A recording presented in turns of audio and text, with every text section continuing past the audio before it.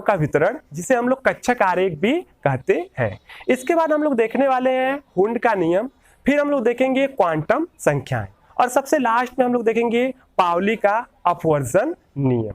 तो इतने सारे टॉपिक आज हम लोग इस वीडियो में पढ़ने वाले हैं, जो है आपके परमाणु संरचना का पार्ट 5। अब देखिए पार्ट 5 के अगर सभी टॉपिकों को आपको बहुत अच्छे से समझना है तो इसके लिए पार्ट 4 का देखना आवश्यक है। यदि आप लोगों ने पार्ट 4 को अच्छे से देख लिया है और समझ लिया है, तभी आप इस वीडियो को देखेंगे तो ये सारी चीजें आपको समझ में आने वाली है। यदि आपने पार्ट 4 नहीं देखा है तो आप पहले पार्ट 4 देख लीजिए, उसका लिंक आपको नीचे डिस्क्रिप्शन बॉक्स में मिल जाएगा, या इधर ऊपर आप आई बटन से भी उसे देख सकते हैं।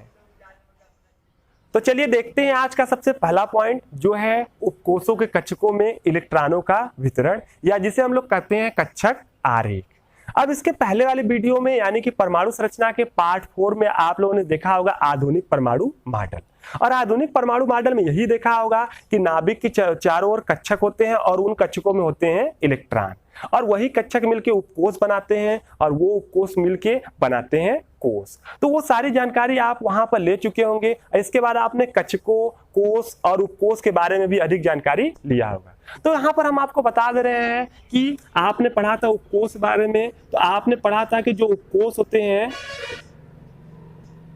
उपकोष जो होते हैं वो कक्षकों से मिलकर बने होते हैं, और जो उपकोष होते हैं वो उप ऊर्जा स्तर होते हैं। और उपकोष में यहाँ पर पढ़ा होगा उपकोष होते हैं यस उपकोष, पी उपकोष, डी उपकोष और एफ उपकोष। उनको हम लोग प्रदर्शित करते हैं यस, पी, डी, एफ से। आगे हम लोग जी, एस से भी प्रदर्शित कर सकते हैं, लेकिन हम लोग यही एफ तक आते हैं तभी सारे इलेक्ट्रॉन भर जाते हैं, इसलिए आगे किसी की आवश्यकता पड़ती नहीं है। इसके बाद आपने देखा कि उपकोष जो होते हैं ये क्योंकि कक्षकों से मिलकर बनते हैं, तो आपने देखा होगा कि यस उपकोष जो होता है वो एक कक्षक से मिलकर बनता है। पी को आप लोग देखा होगा कि पी जो होता है वो 3 कक्षकों से मिलके बना होता है। डी आप लोग देखा होगा कि डी जो होता है वो 5 कक्षकों से मिलके बनता है। और यफ आप लोगों ने देखा होगा कि यफ जो होता है वो 7 कक्षकों से मिलके बनता है।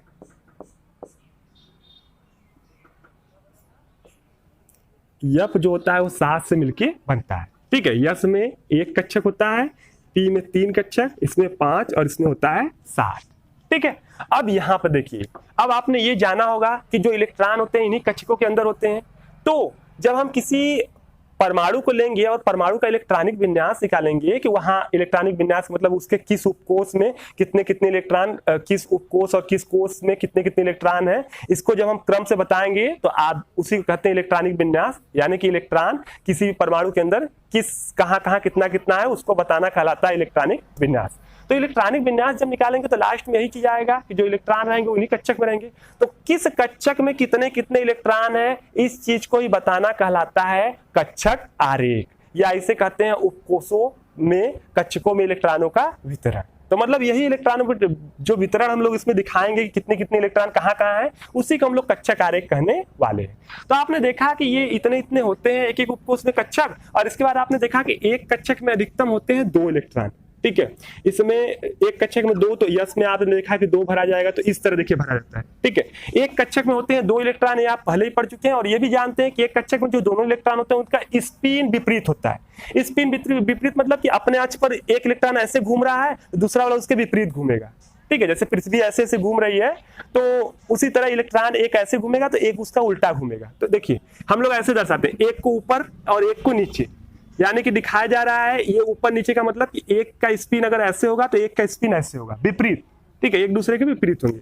उसी तरह इसमें भी हम लोग जब भरेंगे तो एक कक्षक में अधिकतम 1 होगा। ठीक है, एक कक्षक में अधिकतम जो होगा 2 होगा। ठीक है, 2 इलेक्ट्रॉन होंगे, तो टोटल पी में कितने इलेक्ट्रॉन होते हैं, इसमें 2 इलेक्ट्रॉन अधिकतम भर सकते हैं, इसमें 6 भर सकते हैं। लेकिन इसमें देखिए, ठीक है, इसमें जो होगा इसमें आपका टोटल 10 भरा जा सकता है, क्योंकि 5 कक्षक है, एक कक्षक में अधिकतम 2 इलेक्ट्रॉन भरा जा सकता है। ये पहले पढ़ चुके हैं कि एक कक्षक में 2 इलेक्ट्रॉन भरा जाएगा। उसी तरह इसमें हम लोग भरेंगे। ठीक है, इसमें हम लोग भरेंगे तो यहाँ पर जो होगा आप देख सकते हैं टोटल 7 कक्षक है, तो टोटल इसमें 14 इलेक्ट्रॉन भरा जा सकता है। तो ये आप लोगों ने देखा जो है कि यहाँ पर H2, P6, D ये सब तो देखा ही था, लेकिन अब यहाँ पर जब हम इसका आरेख बनाए हैं तो देखिए आरेख इस तरह बनाया जाता है। कहीं H2 का आरेख बनाना तो हम लोग इस तरह बनाएंगे, कहीं P6 का आरेख बनाना है तो इस तरह बनाएंगे, D10 का आरेख बनाना है इस तरह बनाएंगे, F14 का आरेख बनाना है तो इस तरह बनाएंगे। तो ये आरेख है, ठीक है, ये कक्षकों का आरेख है कि ये कक्षक के अंदर इस जो है कि उपकोष के कक्षकों के अंदर कहाँ कहाँ कैसे कैसे इलेक्ट्रॉन हैं। तो बस हम यही सीखने वाले हैं कि किसी परमाणु के अंदर जो होगा उपकोष जिसमें इलेक्ट्रॉन गए होंगे उनका आरेख कैसे बनाना है। देखिए आरेख जब हमको बनाना है तो आरेख तो हम बड़े आसानी से बना लेंगे, लेकिन आरेख बनाने से पहले हमको एक नियम पढ़ना होगा, और वो जो नियम है वो है हुंड का नियम। ठीक है, बिना हुंड का नियम पढ़े हम सही से आरेख नहीं बना सकते हैं। तो देखिए हुंड का नियम क्या है, तो हुंड का बहुत सिंपल सा नियम है कि किसी उपकोष के विभिन्न कक्षकों में इलेक्ट्रॉन तब तक युग्मित नहीं होते हैं जब तक कि उस उपकोष के प्रत्येक कक्षक में एक एक इलेक्ट्रॉन नहीं हो जाते हैं। ठीक है, सिंपल सी बात क्या कही गई है कि कोई भी अगर आपका उपकोष है तो उपकोष में किसी भी कक्षक में इलेक्ट्रॉन का जोड़ा तब तक नहीं बनेगा, युग्मित मतलब जोड़ा होता है, जोड़ा पेयरिंग तब तक नहीं होगी जब तक कि प्रत्येक कक्षक में एक एक इलेक्ट्रॉन न हो जाए। इसके साथ साथ इन्होंने ये भी बोल दिया कि साथ ही अयुग्मित इलेक्ट्रॉनों की जो दिशा होगी वो समदिश होगी, क्योंकि समदिश होने की स्थिति में जो उनकी ऊर्जाएं होती हैं वो होती हैं कम, उनका ऊर्जा स्तर जो होता है वो होता है कम। ठीक है, यानी कहने का मतलब है कि कहीं अगर आपको ऐसे भरना हो, कहीं मान लीजिए यहाँ पर D है और D में मान लीजिए यहाँ पर 7 इलेक्ट्रॉन है, तो देखिए 7 इलेक्ट्रॉन है तो हम D उपकोष बनाएंगे। D उपकोष में कितने कक्षक? 5। अब 5 है तो इन पांचों में हमको इलेक्ट्रॉनों को भरना है। ठीक है, ये 5 कक्षकों में 7 इलेक्ट्रॉन भरना है, एक में अधिकतम 2 आ सकते हैं। तो एक तो कंडीशन देखिए 2 बार बना दे रहे हैं। ठीक है, एक कंडीशन तो ये है कि हम लोग ऐसे भर दें, यहाँ 2 इसमें भर दें, 2 इसमें भर दें, 2 इसमें भर दें, 1 इसमें, 7 तो भर गया। ठीक है, तो ये भर दें, लेकिन ये गलत है। इस तरह अगर हम लोग भरते हैं इलेक्ट्रॉनों को तो ये गलत है, और इसको जब भी हम इलेक्ट्रॉनों को भरेंगे तो हुंड के नियमानुसार भरेंगे। तो हुंड ने क्या कहा था? हुंड ने कहा था कि किसी भी उपकोष के किसी भी कक्षक में इलेक्ट्रॉन तब तक युग्मित नहीं होंगे, यानी ये देखिए युग्मित मतलब जोड़ा होता है, पेयरिंग, देखिए डबल हो गया ना, तो इसे युग्मित कहते हैं। तो तब तक युग्मित नहीं होंगे जब तक कि प्रत्येक कक्षक में एक इलेक्ट्रॉन न हो जाए। आप देखिए अभी इसमें एक भी इलेक्ट्रॉन नहीं गया, लेकिन यहाँ जोड़ा बन चुका है। तो ये चीज हुंड ने कहा कि ये नहीं होगा, यानी ये गलत है। अगर सही बनाना होगा तो ये होगा कि पहले सब में क्या होंगे, एक एक भरे जाएंगे। जब सब में एक एक भरे जाएंगे तो इसके बाद फिर क्या होगा कि फिर यहाँ पर रिपीटिंग होगा। देखिए 5 हो गया, 7 बनना है, फिर 6वां यहाँ और 7वां जाएगा यहाँ। बहुत महत्वपूर्ण चीज है। ठीक है, एकदम आप ध्यान से इसको देखिएगा और समझ लीजिएगा कि एक एक भरे जाएंगे फिर रिपीट होगा, यानी 5वां इलेक्ट्रॉन ये है, 6वां ये है, 7वां ये है। ठीक है, और ये ऊपर वाला जो है ये गलत है। ठीक है, ये बिल्कुल है सही। इसके साथ साथ ये भी इन्होंने बताया कि जब पहले एक एक इलेक्ट्रॉन भरा जाएगा तो जितने भी इलेक्ट्रॉन होंगे जो पहले एक एक भरा जाएगा उनकी दिशाएं सम्मित होंगी। ठीक है, समदिश होंगी, मतलब एक ही दिशा में होगी। ठीक है, यानी कि अभी देखिए हम एक एक इलेक्ट्रॉन भरते, जो पहला इलेक्ट्रॉन तो उसका दिशा एक ही तरफ है। ठीक है, ये नहीं ऐसे कि एक इलेक्ट्रॉन ऐसे ऊपर भरा है फिर नीचे भरा, ऐसे दिशाएं अलग अलग नहीं होंगी, सबकी दिशा एक ही। जब पहला इलेक्ट्रॉन भरा जाएगा तो हर एक सभी 5 इलेक्ट्रॉनों की दिशा क्या होगी, एक ही दिशा में होगी। यानी अगर वो क्लॉकवाइज चक्कर 1 लगा रहा है तो 5 के 5 क्लॉकवाइज लगाएंगे। ठीक है, क्योंकि इस कंडीशन में उनकी जो ऊर्जाएं होती हैं, जो ऊर्जा स्तर इस पूरे कोष का होता है, या जो इलेक्ट्रॉन की ऊर्जाएं होती है वो कम हो जाती हैं। ठीक है, और आप जानते हैं कि ब्रह्मांड में कोई भी चीज चाहती है कि हमारी ऊर्जा क्या हो, कम हो। ठीक है, जितनी ऊर्जा कम रहेगा उतना ज्यादा क्या होगा, स्थायी होगा।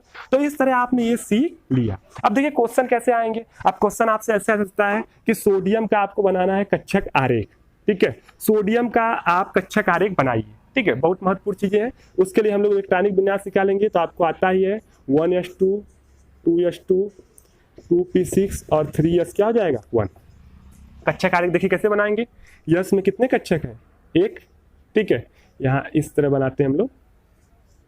यस में जो है ये आपका 1s है, इसमें कितने इलेक्ट्रॉन है, 2 इलेक्ट्रॉन बना दिए। फिर इसके बाद देखिए ये आपका जो है, फिर इसके बाद यहाँ बनाएंगे हम लोग 2s को। 2s में भी कितने इलेक्ट्रॉन है, 2। फिर हम लोग बनाते हैं 2p को। 2p में कितने कक्षक होते हैं, p में कितने कक्षक होते हैं, 3। तो 3 में बनाएंगे, यहाँ पर भरेंगे हुंड के नियम अनुसार 1 2 3, फिर 4 5 और क्या हो जाएगा 6। ये 2p है। और इसके बाद हम लोग यहाँ बनाएंगे 3s को। 3s में कितने कक्षक होते हैं, 1। तो यहाँ हो गया 2 इलेक्ट्रॉन तो है ही नहीं, इसमें 1 इलेक्ट्रॉन है, तो इसमें 1 इलेक्ट्रॉन हम लोग भर देंगे। तो ये है सोडियम का कक्षक आरेख। अच्छा देखिए, ये हमने ऐसे क्यों बनाया, ऐसे हमने ऊर्जा का क्रम दिखाया कि ऊर्जा का बढ़ता क्रम है। पिछले वीडियो में देखा आप बाउ के नियम से कि ऊर्जा का बढ़ता क्रम है, तो इसलिए ऐसे बना दिए। आप चाहें तो हम लोग जब क्वेश्चन कोई करते हैं तो हम लोग डायरेक्ट सीधे ही बना देते हैं, कोई जरूरी नहीं कि ऐसे ही बनाए, ठीक है। एक और बना के दिखा देते हैं। जैसे मान लीजिए हमको आयरन का बनाना है, Fe का, ठीक है। 26 होता है तो निकालेंगे 1s2 2s2 2p6 3s2 3p6 और इसके बाद 3d6 और 4s2, ठीक है। हमने आपको बताया था कि पहले इलेक्ट्रॉन 2 इसमें जाएगा, फिर बचा हुआ इसमें जाएगा 3d में, लेकिन लिखते हैं इसको पहले और इसको लिखते हैं बाद में, तो आप उसमें समझे होंगे अच्छे से। इसका बनाना देखिए ऐसे बनाएंगे, ठीक है। 1s का बना दिए 2 इलेक्ट्रॉन, फिर यहाँ बनाना है 2s का, इसमें बना दिए 2 इलेक्ट्रॉन, फिर यहाँ बनाएंगे किसका 2p का, कितने कक्षक होते हैं 3, तो बनाएंगे 1 2 3 4 5 और क्या हो गया 6, ठीक है। फिर ये 2p का हो गया, फिर देखिए 3s का है तो 3s का बनाएंगे 1 और 2 इलेक्ट्रॉन, फिर हम लोग बनाएंगे 3p का, 3p का ज़्यादा हो गया, 3p का बनाएंगे 1 2 3 4 5 6, ठीक है। इसके बाद हम लोग बनाएंगे 3d का, 3d में कितने होते हैं 5 1 2 3 2 5, ये 3d है। इलेक्ट्रॉन भरेंगे 1 2 3 4 5 और 6, इस तरह भरेंगे। और इसके बाद देखिए 4s है, 4s में कितने इलेक्ट्रॉन है 1 और 2। तो ये देखिए आयरन का हो गया कक्षक आरेख। अब वो बहुत अच्छे से आप समझिए होंगे कि इस तरह आपका बनने वाला है, ठीक है। अगर नहीं अभी भी समझ में आया तो एक देख लीजिए, जैसे हमको 4f का कक्षक आरेख लिखना है तो f में कितने होते हैं, f का अभी तक आपने नहीं देखा तो 7 यहाँ पर कक्षक होते हैं, 7 बना देते हैं, ठीक है। ये 4f है, इसमें हम लोग मान लीजिए इलेक्ट्रॉन बनना है 8, ठीक है। तो कैसे भरेंगे, एक यहाँ, ऐसे हम लोग भरते जाएंगे। 7 पहले सब में एक एक जला जाएगा, अब जो बचा हुआ यहाँ आएगा, यानी कि यहाँ आ गया। तो ये है गया आपका 4f8 का। तो आप उम्मीद करते हैं आप अब कक्षक आरेख या उपकोषों के जो कक्षक है उसमें इलेक्ट्रॉन भरना सीख गए होंगे, ठीक है। चलिए चलते हैं हम लोग अपने नेक्स्ट पॉइंट की ओर।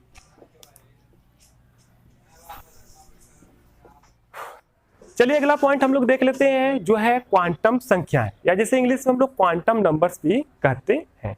तो सिंपल देखिए होता क्या है कि जब हम लोग कोई परमाणु लेते हैं तो परमाणु के अंदर जो भी इलेक्ट्रॉन होते हैं, तो जो इलेक्ट्रॉन होते हैं आप जानते हैं कि प्रत्येक इलेक्ट्रॉन की स्थिति अलग अलग होती है और इलेक्ट्रॉन जो होते हैं उनकी ऊर्जाएं भी अलग अलग होती हैं। तो किसी परमाणु के अंदर जो इलेक्ट्रॉन होते हैं उनकी ऊर्जा और स्थिति को हम लोग क्या करते हैं, नंबर्स द्वारा दर्शाते हैं। कुछ संख्या होते हैं, उन संख्याओं के मदद से हम लोग उनकी ऊर्जा और स्थिति को व्यक्त करते हैं।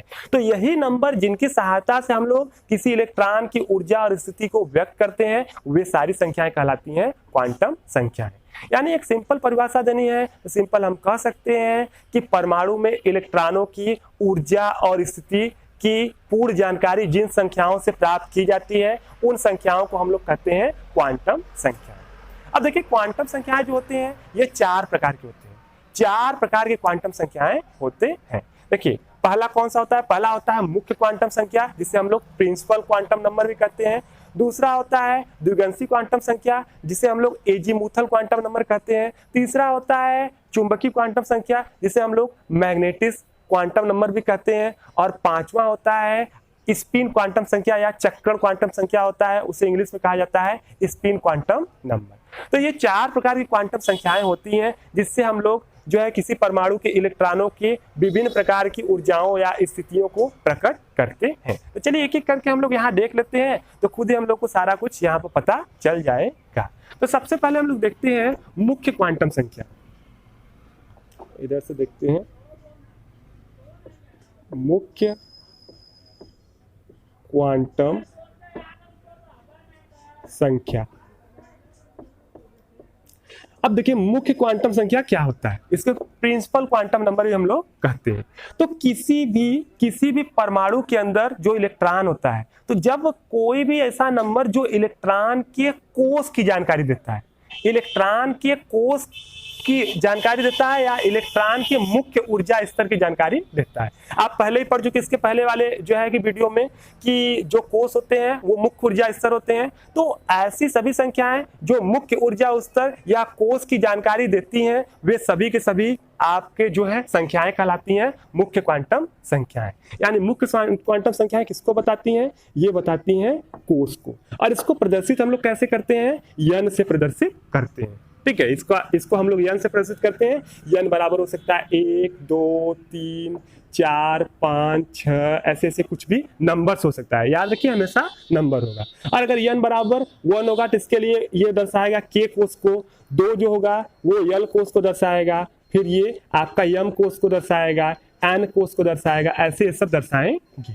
ठीक है, तो किसी इलेक्ट्रॉन के कोष की जानकारी देने वाला जो संख्या होता है उसे हम लोग कहते हैं मुख्य क्वांटम संख्या। ठीक है, आपने देख लिया ये n का मान ऐसे होता है, और कोष भी देख लिया कि किसके लिए कितना कितना नंबर है। ठीक है, कहीं अगर बोल दिया गया कि n बराबर 2, मतलब वो किस कोष को बता रहा है, l कोष को बता रहा है। ठीक है, 1 है तो k कोष को बता रहा है, तो ये हो गया। दूसरा देखिए जो क्वांटम संख्या है सेकेंड, वो आपका है द्विगंशी क्वांटम संख्या। द्विगंशी क्वांटम संख्या, जिसे हम लोग एजीमुथल क्वांटम नंबर भी कहते हैं इंग्लिश में। अब देखिए ये क्या होता है, तो ऐसी संख्याएं, ठीक है, या सिंपल ये देख लीजिए कि वे संख्याएं, ठीक है, ऐसी क्वांटम संख्याएं जिससे हम लोग क्या करें, हम लोग किसी इलेक्ट्रॉन के उपकोष या उप ऊर्जा स्तर को दर्शाते हैं, वे सभी क्वांटम संख्याएं कहलाएंगी द्विगंशी क्वांटम संख्या। या सिंपल द्विगंशी क्वांटम संख्याओं द्वारा हम लोग किसी भी इलेक्ट्रॉन के उपकोष या उप ऊर्जा स्तर को दर्शाते हैं। ठीक है, कोष को इससे दर्शाते हैं और इससे हम लोग दर्शाते हैं उपकोष को, यानी कि द्विगंशी क्वांटम संख्या से हम लोग किसे दर्शाते हैं, उपकोष को। ठीक है, उपकोष को हम लोग इससे दर्शाते हैं। कोष के अंदर जो उपकोष उप ऊर्जा स्तर रहेगा उसे हम लोग द्विगंशी क्वांटम संख्या दर्शाएंगे, और इसे हम लोग प्रदर्शित करते हैं L से।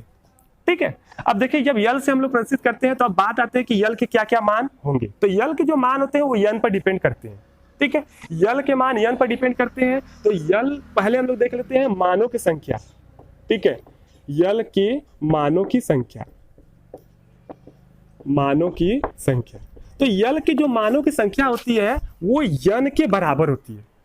ठीक है, मानों की संख्या और मान दोनों अलग अलग चीजें हैं, तो मानों की टोटल संख्या जो होगी वो n के क्या होगी, बराबर होगी। यानी अगर हम बोलें कि n बराबर, अगर यहाँ हम लिख दें कि n बराबर 1, तो इसमें जो L के मान होंगे, L के मान, इसके लिए जो L के मान आएंगे वो 1 मान आएगा।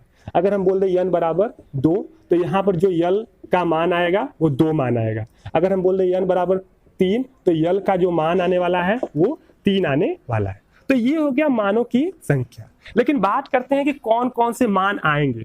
तो जो L के मान होते हैं, L के मान भी इसी n पर निर्भर करते हैं, और L के मान जो होते हैं वो 0 से लेके n-1 तक होते हैं। 0 से लेके n-1 तक होंगे।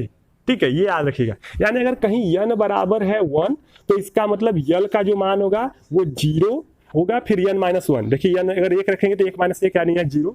ठीक है, ये एक ही मान आएगा। देखिए एक मान है, एक मान कौन L का आएगा, 0। अगर हम n बराबर 2 रखें तो देखिए L का मान जो आएगा वो 0 से लेकर n-1, n की जगह हम 2 रखें -1, तो क्या होगा 1, यानी 0 से लेके 1 तक, यानी 0 और 1 आएगा। अगर n बराबर हम 3 रखें तो देखिए L का मान जो आएगा वो 0 आएगा, 1 आएगा और 2 आएगा। ठीक है, n-1 का मतलब क्या हो गया, 2।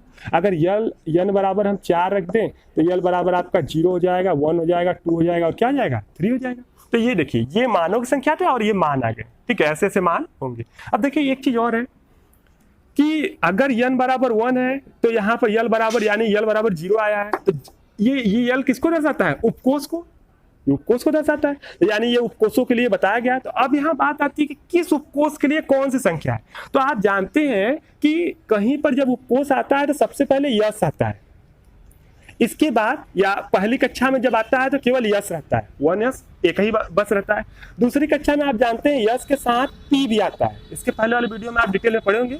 तीसरे वाले में आप देखते हैं कि यश, तीसरे वाले में यश भी आता है, पी भी आता है और डी भी आता है।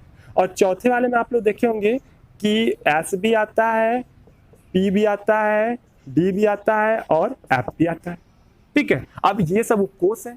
हर कक्षा में, हर कोर्स में ऐसे ऐसे उपकोष होंगे, पहले में 1 होगा, दूसरे में 2, तीसरे में 3, चौथे में 4, और इनके लिए देखिए ये संख्याएं बनी हुई है। तो आप ध्यान से देखेंगे कि सब में सबसे पहले 0 है और सब में सबसे पहले उपकोष कौन आ रहा है, एस। इससे प्रतीत होता है कि यस के लिए, एस के लिए जो यल होगा, यल का मान वो हमेशा क्या होगा, 0 होगा। पी के लिए देखिए, पी के लिए पी देखिए जहां जहां आ रहा है इसमें पी आ रहा है, इसमें पी के लिए सब में क्या आ रहा है, 1 आ रहा है। तो यानी P के लिए जो यल होगा वो कितना होगा 1। इसी तरह D के लिए, ठीक है, वो कितना हो जाएगा, आप देखिए D के लिए कितना आ रहा है 2, ठीक है, और F के लिए जो यल का मान होगा वो कितना जाएगा 3। तो यहां से डायरेक्ट हमको मालूम चल गया कि यस के लिए 0 होगा, P के लिए 1 होगा, D के लिए 2 होगा और F के लिए 3 होगा। अब इससे फायदा क्या होगा कि अगर ये आप जान जाते हैं ना, तो अब कहीं भी यस आएगा तो तुरंत उसके लिए दीजिए कि यस है, इसके लिए यल का मान जो होगा 0 होगा। ये नहीं कि ऐसे नहीं करना होगा पूरा पूरा, ये हमेशा आपको याद कर लेना है। तीसरा देखते हैं, तीसरा जो है क्वांटम संख्या वो है आपका चुंबकीय क्वांटम संख्या।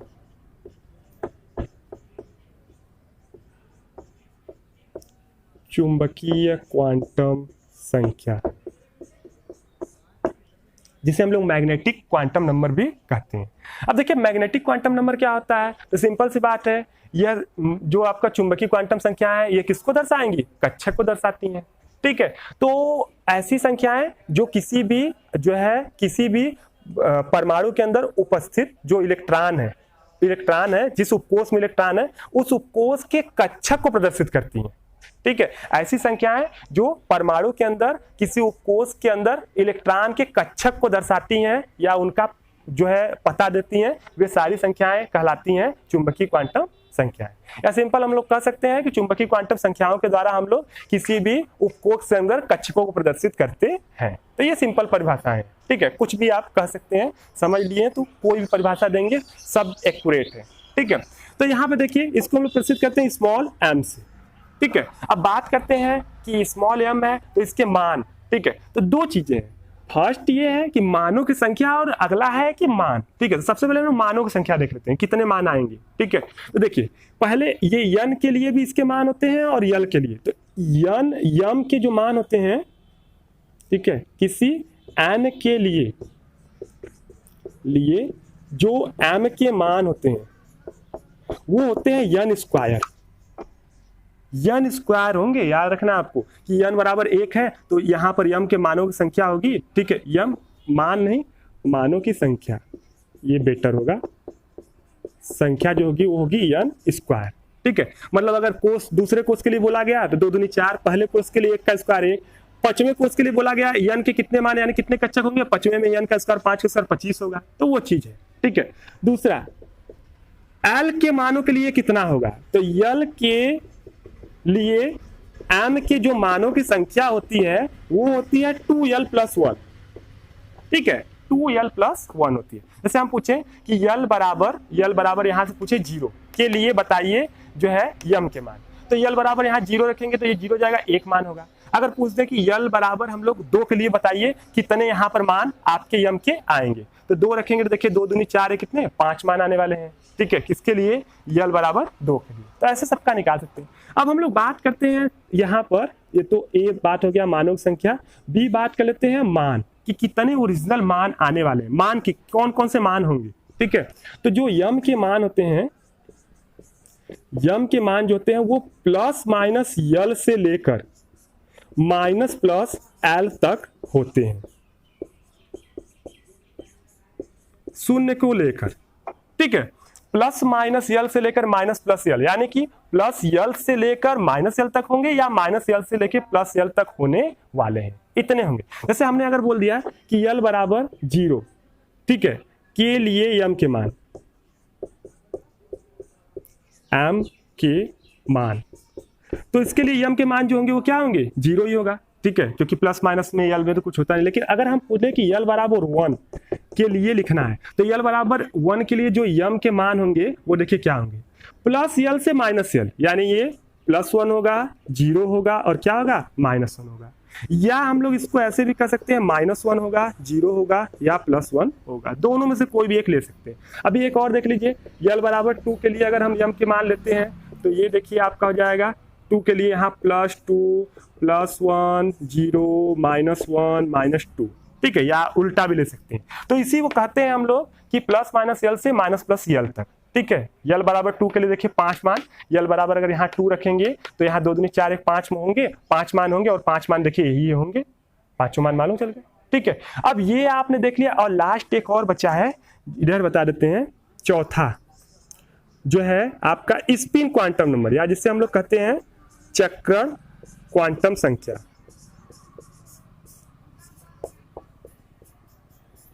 जिसे हम लोग चक्रण क्वांटम संख्या कहते हैं।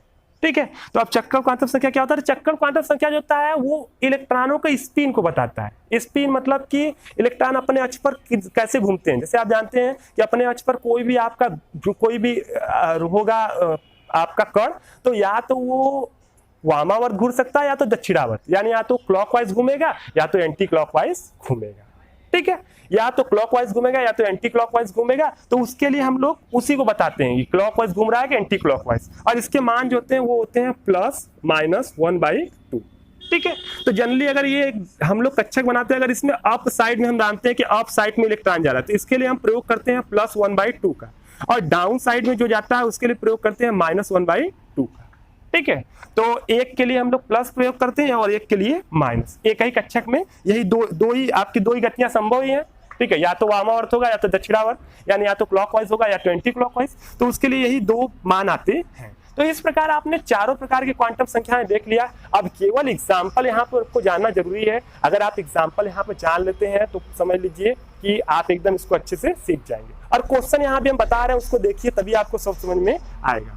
तो इसको हम लोग मिटा देते हैं।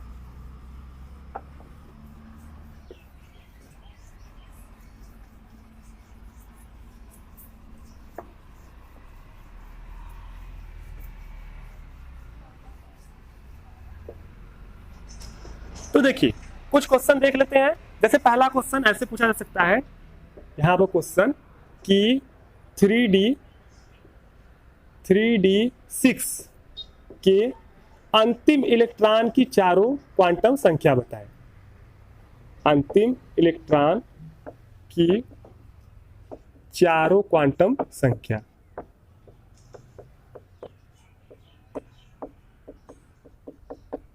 क्या होगा 3D6 के अंतिम इलेक्ट्रॉन? तो कैसे आप निकालेंगे? कुछ नहीं करना है, 3D है, इसका बना देना आरेख। 3D में कितने कक्षक होते हैं? 5 होते हैं। ठीक है, अच्छा ये नहीं बनाएंगे। ठीक है, हम लोग क्या करेंगे, सीधे लिख देंगे चारों क्वांटम संख्या। मतलब आपको निकालना है मुख्य क्वांटम संख्या n, फिर आपको निकालना है l, फिर आपको निकालना है m, और फिर आपको s। ये देखिए डायरेक्ट हम लोग का निकलने वाला है। ठीक है, सबके लिए नहीं पूछा है, 3D6 के अंतिम इलेक्ट्रॉन के लिए पूछा है। तो देख लेते हैं, n किसको बताता है? कोष को। और ये नंबर होता है, आप जानते हैं कोई भी यहाँ पर लिखा हुआ कोष, उसके आगे कोष लिखा होता है। कौन सा कोष है? 3। यही जो आगे संख्या लिखा है यही कोष को बताता है, यही संख्या। तो n बराबर कितना है? 3 है, मालूम चल गया। यल बताता है उपकोष को। कौन है? डी। तो हमने आपको बताया था इसके पहले हमने बताया था कि यस के लिए जो यल होगा वो 0 होगा, पी के लिए 1 होगा, और डी के लिए 2 होगा, और यप के लिए होगा 3। अब इसके पहले हम लोग निकाले थे, अभी जब पढ़ रहे थे क्वांटम संख्या जस्ट तुरंत पहले, तो आपने देखा होगा डी के लिए 2 आया, तो बस वो याद कर लेना है कि डी के लिए यल का मान 2 ही हमेशा होने वाला है। अब यम फंसता है कि यम क्या आएगा, तो यम के लिए हम लोग को ये कक्षक आरेख बनाना होगा। ठीक है, ये आरेख कक्षक आरेख जो अभी इसी वीडियो में हम लोग शुरू में पढ़ रहे थे, तो वही है। तो इसमें कक्षक बनाएंगे। डी में कितने होते हैं? 5। ये 5 बना दिए। ठीक है, 5 बनाने के बाद अब इसमें इलेक्ट्रॉन भरेंगे। 6 इलेक्ट्रॉन है, हुंड के नियमानुसार भरेंगे। पहले एक इसमें, एक इसमें, एक इसमें, एक इसमें, 5 हो गया, छठवां यहाँ जाएगा।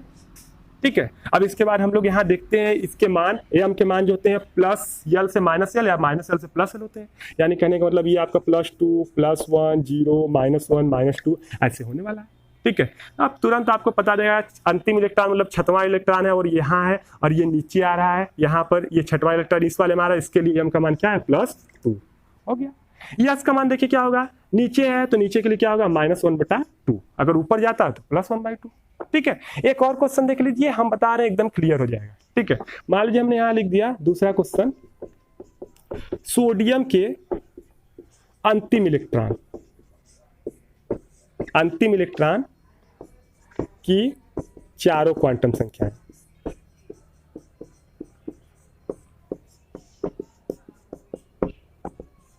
ठीक है, सोडियम के अंतिम इलेक्ट्रॉन, तो देखिए क्या करेंगे इससे क्वेश्चनों के लिए। सोडियम का निकालेंगे इलेक्ट्रॉनिक विन्यास, 1s2, 2s2, 2p6, 3s2। ठीक है, अच्छा 3s2 नहीं 3s1 हो जाएगा। ठीक है, 2 2 4 ये 10 1 11 हो गया। अंतिम इलेक्ट्रॉन देखिए यही पर गया है, देख लीजिए यही 3 वाले में अंतिम इलेक्ट्रॉन गया भरते समय। ठीक है, बस ये 3s में गया, तो आप यहाँ लिख देंगे कि सोडियम का अंतिम इलेक्ट्रॉन 3s1 में प्रवेश करता है। अब बस ये मालूम चल गया, अब क्वांटम संख्या निकाल लेंगे यन, यल और यम और हो जाएगा एस। ठीक है, ये चारों क्वांटम संख्या निकाल लेते हैं। यन का मान देख रहे हैं क्या है, 3 है, क्योंकि 3 में जा रहा है। यस आप जानते हैं यल जो होता है वो यस के लिए कितना होता है, 0।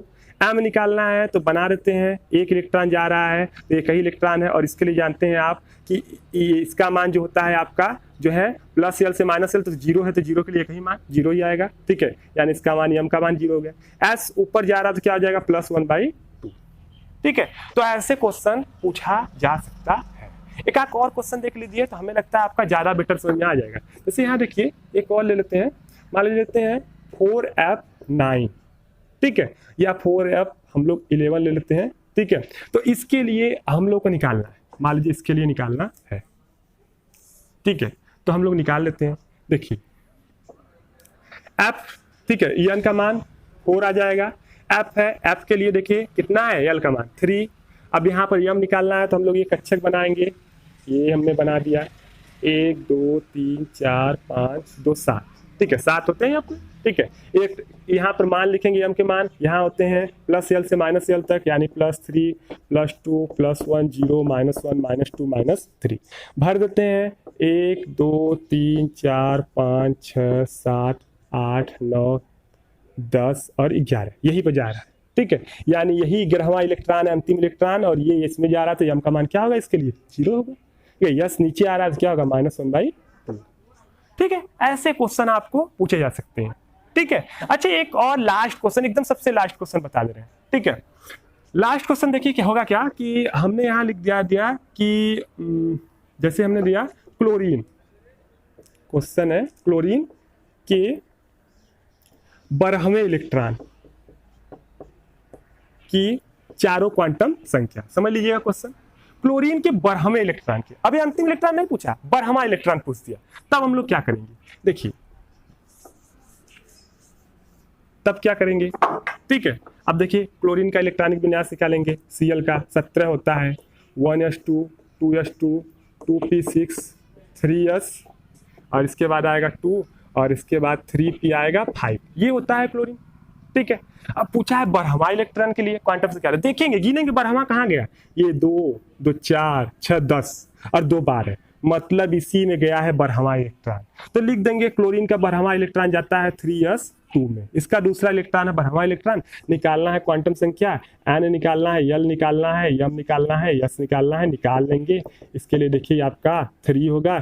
यस के लिए जानते हैं यल का मान 0 होता है, और यस के लिए यल का मान 0 तो यम का मान भी 0 होगा। और इसमें देख लेते हैं बनाकर, तो 2 इलेक्ट्रॉन है, एक ऊपर एक नीचे ही आएगा, तो इसमें 12वां वाला इसका दूसरा इलेक्ट्रॉन होगा, नीचे ही आ रहा है तो -1 क्या हो जाएगा, 2 हो जाएगा। ठीक है, तो इस तरह आपने सभी प्रकार के प्रश्नों को पढ़ लिया। तो चलिए आज का लास्ट पॉइंट जल्दी जल्दी देख लेते हैं, जो है पाउली का अपवर्जन नियम।